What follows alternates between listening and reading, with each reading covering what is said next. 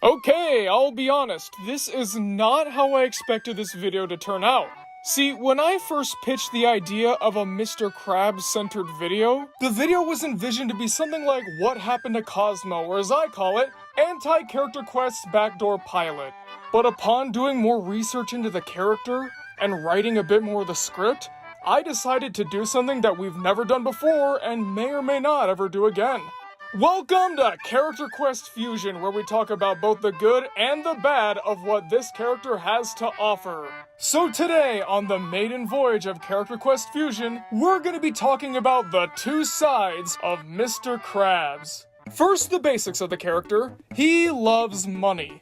This is because, according to Steven Hillenburg, and also a lot of other marine biologists, crabs are notorious collectors and they really like interesting things that they can grab a hold of and hoard. So Hillenburg decided to make Mr. Krabs this way with money, which I'm sure is something that a lot of businessmen like Krabs can relate to. Speaking of his business, Mr. Krabs runs the moderately popular Krusty Krab. And yes, the restaurant did start off as a mildly popular / on the verge of bankruptcy restaurant, but then ended up turning into the biggest thing in all of Bikini Bottom. I'd talk about the inconsistent continuity, but it's SpongeBob, so I guess that's kind of a waste of time.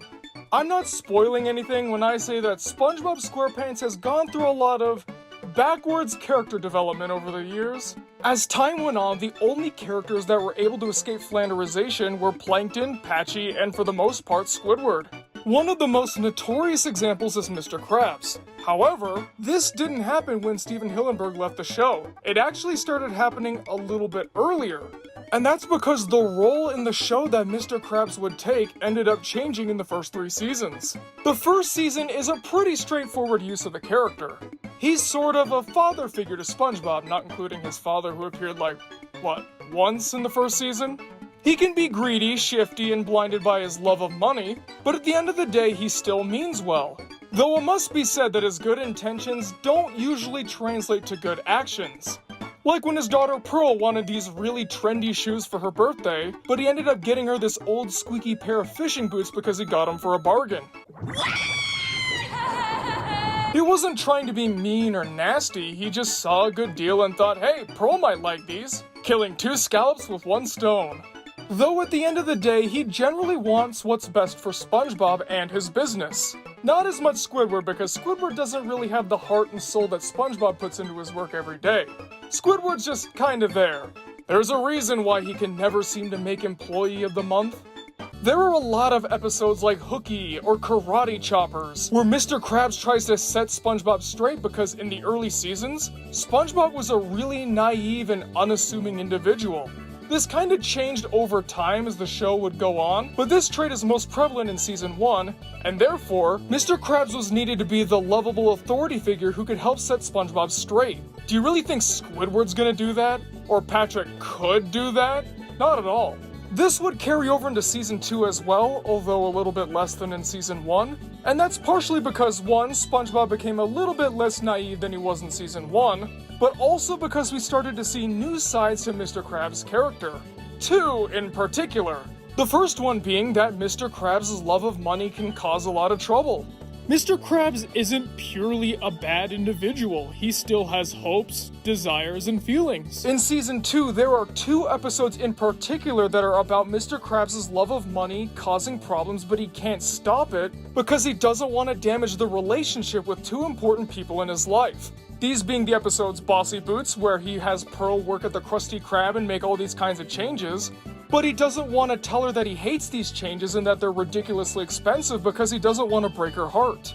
The other is Krusty Love, where he falls in love with Mrs. Puff and buys her all kinds of expensive gifts, takes her on expensive dates, and ends up spending his entire life savings.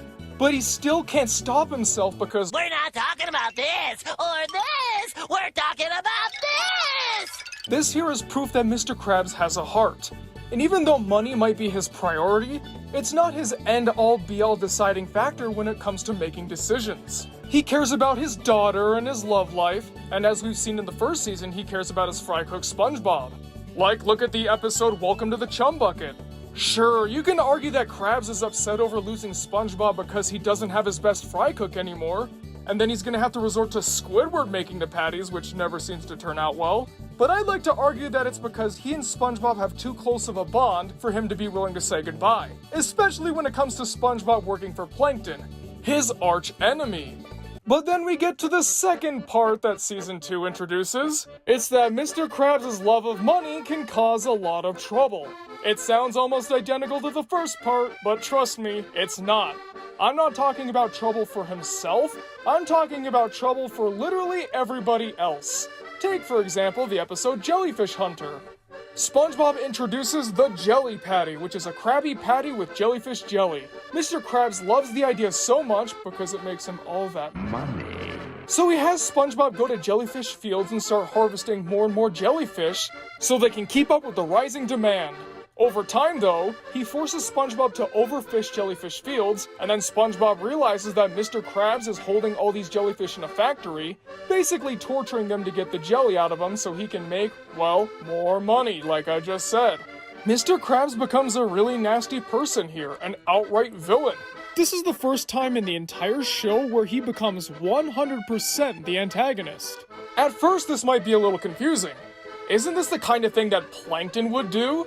Plankton's the bad guy, and Krabs is the good guy, right? Wrong! Steven Hillenburg said that Mr. Krabs as an overall character is generally in between good and evil. He's greedy, which is a very negative trait, and it causes him to do terrible things, but at the same time, he still has a heart. That's the biggest reason why I decided to make him a Character Quest Fusion character, and not an outright anti-Character Quest character. He has some good elements, he's still interesting. And even though he does bad things in the first few seasons, I still say he's a good character. Because both of these traits work well in tandem, I don't think this makes for an inconsistent character at all. I think this makes him a lot more interesting. It's so rare to see the older character who sets the young character straight end up having a lot of negative traits that they just can't control. This carries over into seasons 3 and 4 as well, but starting in season 5, something begins to change. The first part of Mr. Krabs' character, the main thing that he was in the first season, starts to go away. It pops up every so often, but is never really fully utilized. Take, for example, episodes like The Main Drain or Face Freeze. Here they try to bring back Mr. Krabs' old authority figure who knows how the world works character trait, but it doesn't really work. Instead of being the kind and gentle force who's able to help SpongeBob, albeit still with messing with him sometimes and being harsh when needed, he comes across as either a jerk or crazy. This is sort of like what happens in the episode Arrgh! I don't consider Mr. Krabs to be fully the antagonist here, and that's because he's just kinda misguided. He's just so absorbed with this whole treasure hunt thing that he ends up getting blinded to the world around him, and he kinda goes crazy. Sort of like what happens with Clams. You wouldn't really say he's a bad guy for this, he's just not in a good place and is kinda losing his mind. So there's a reason for him to act like this, but later on, they don't seem to justify it whatsoever. Besides, they're more focused on making Mr. Krabs a horrible greedy person that is sometimes even worse than Plankton. I've talked a lot about flanderization, so I'm not gonna cover it here. There are so many other videos where I've discussed it in length, but in short, it's taking a character trait from a character and overusing it to the point where that's their only trait. In my eyes, the biggest reason why Krabs was singled out in the early days of the internet for being a character that just really fell apart is because of the specific trait they decided to overuse. What do I mean by this? Well, to find out, we're gonna have to look at some of the other characters. For Patrick, they made him extra stupid. For SpongeBob, they made him more oblivious to the world around him. Not necessarily childishly naive like he was early on, but willingly ignorant to what's going on. Sandy became a scientist because I guess they really liked the episode Sandy's Rocket? The point I'm getting at with these traits are that they're more adaptable, they're more usable. Sure, Patrick being stupid and only stupid can get really old, but there are still a lot of jokes you can tell. They may not be good jokes, but you can still make the attempt. With SpongeBob being naive, it's the same story.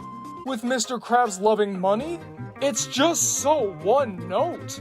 There already aren't a lot of possibilities you can do that are unique and interesting when we have characters like Monty Burns or Scrooge McDuck, or hey, if we're going by modern times, Scrooge McDuck. They blow through all of their unique jokes very quickly and decide to retread the same ground over and over again, and honestly, it gets really tiring. And then when we get signs of him, I don't know, being a father or trying to set SpongeBob on the right path, it feels jarring because to the audience, that's not who he is anymore. He's already changed so much. I understand where the writers are coming from. They want to build on the character's joke. They want to outdo themselves time and time again. But it's been proven over and over again that the audience doesn't feel the same way. They get tired of doing the same joke over and over again. But it's a trap that a lot of Nickelodeon shows especially really seem to fall into. Like, I don't know, off the top of my head, there's also iCarly, Victorious, Fairly Odd Parents, Jimmy Neutron if we count Planet Sheen, and I even hear that the Loud House is going through some of this stuff, but I'm hearing conflicting reports. Some people say yes, some people say no, I don't know, I haven't watched the show since I reviewed it way back in the early days of the channel, so yeah, Loud House fans out there, can you tell me what's going on, because I do not have time to catch up. Mr. Krabs reminds me a lot of another character we talked about early on Anti-Character Quest, Seymour Skinner. Skinner was a decent character, albeit not a groundbreaking one, and he had a lot of potential only for the writers to just decide to ruin him and focus on his worst aspect. So that proves that Krabs' case isn't unique, but it's still tragic.